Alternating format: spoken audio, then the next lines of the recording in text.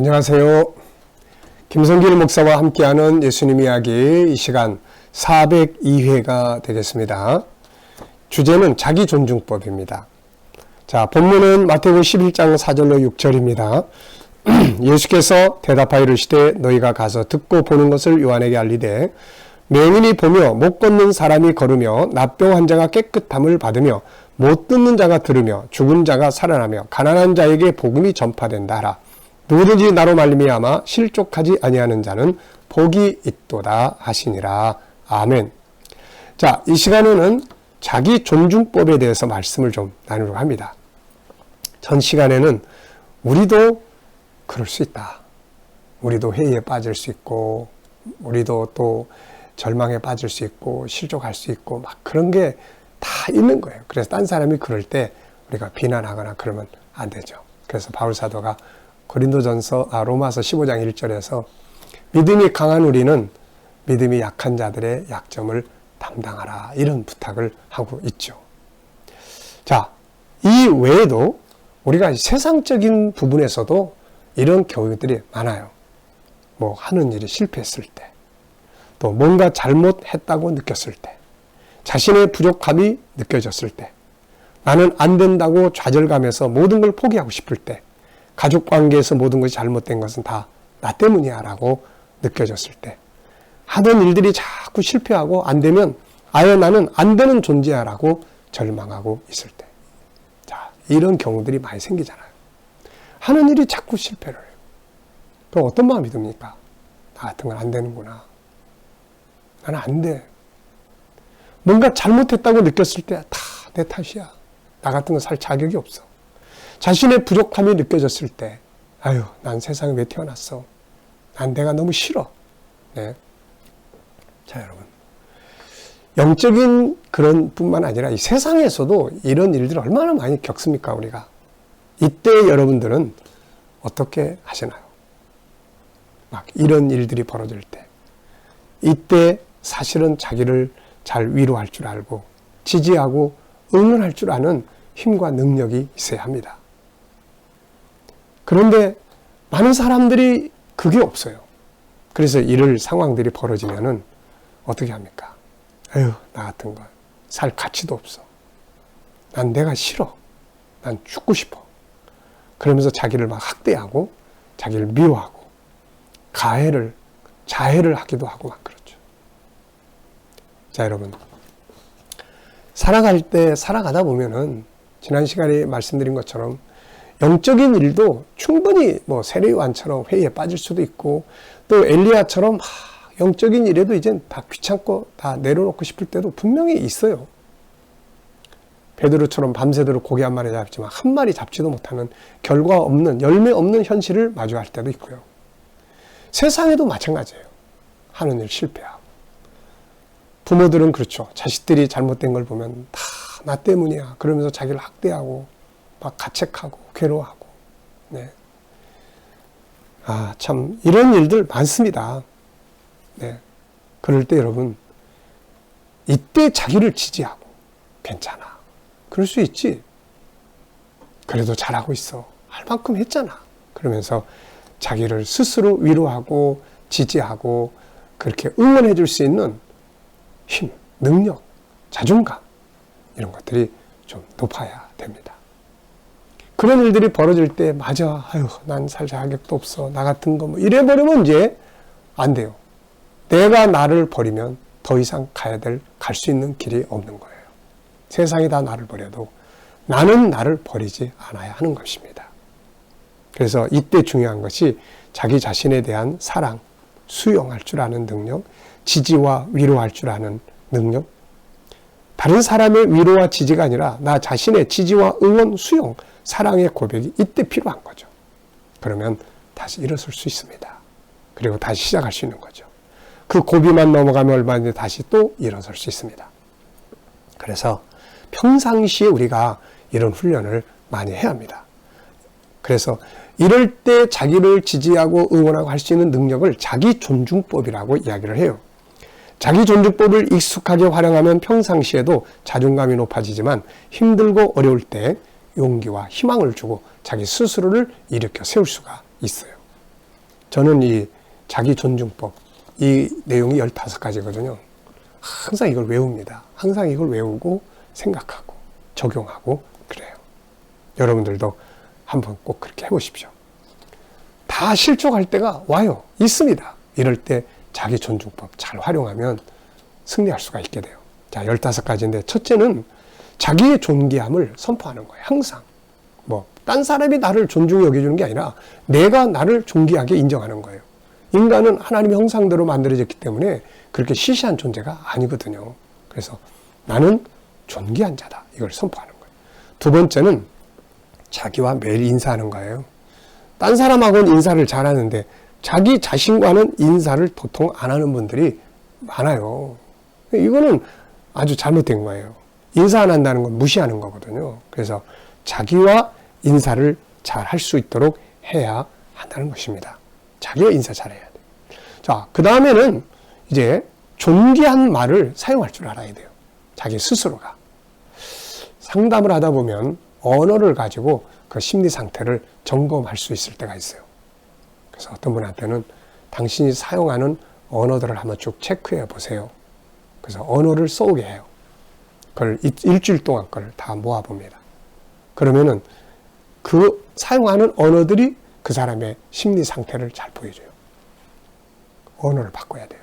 그래서 언어를 바꿔줍니다. 이 말 대신에 이런 말을 사용해 보세요. 그래서 존귀한 말을 사용하면 자존감이 높아지기 시작해요. 난 괜찮은 사람이야. 이래봬도 나는 하나님을 닮은 존재야. 난 할 수 있어. 이러면은 자존감이 자꾸 높아지는 거예요. 근데 아휴 나 같은 거 이 등신아 바보야 뭐 멍청아 막 이러면은 자존감이 막 다 떨어지는 거예요. 네, 존귀한 말. 네 번째는 자기의 삶에서 의미를 찾아야 돼요. 의미. 지금 내가 아무것도 안 하고 있어요. 그러면은 보통 어떻습니까? 아유 나 같은 거 쓸모없어서 뭐 아무도 써주는 사람. 이게 아니고 이렇게 생각하는 거예요. 의미를 찾아요. 아, 난 지금 준비하는 시간을 갖고 있다. 난 지금 더 나은 것들을 위해서 난 준비하는 시간을 갖고 있는 거야. 또 난 지금 휴식 시간이 필요해. 그러면서 의미를 찾는 겁니다. 이게 의미를 찾아야 삶의 자존감이 높아지게 되는 거예요. 자, 다섯 번째는 이제 자기를 좀 잘 아는 게 중요하죠. 그래야 이해해 줄 수가 있어요. 사람은 창세기 1장 27절 하나님을 닮은 모습과 함께 창세기 3장에 죄성을 가진 내가 같이 존재를 해요. 그래서 넘어지고 실족하는 거예요. 죄성 때문에. 그래서 잘 이걸 이해하고 난 다음에 괜찮아.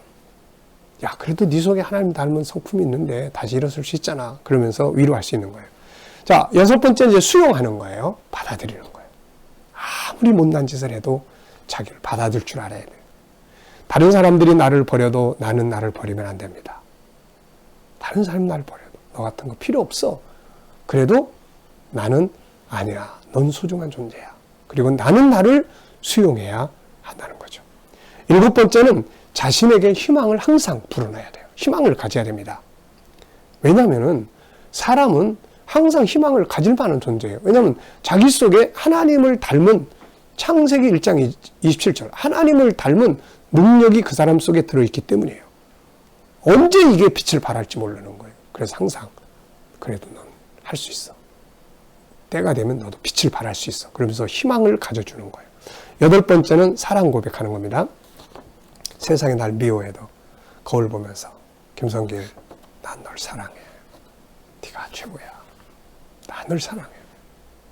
그러면 때로는 눈물이 주르르 흘러요. 네, 사람들 앞에 받은 것들이 내 스스로가 사랑의 고백에 치유가 되게 되는 거죠. 그 다음에는 이제 아홉 번째는 위로와 지지, 응원, 감사, 칭찬 이런 거 해야 돼요. 응원, 지지.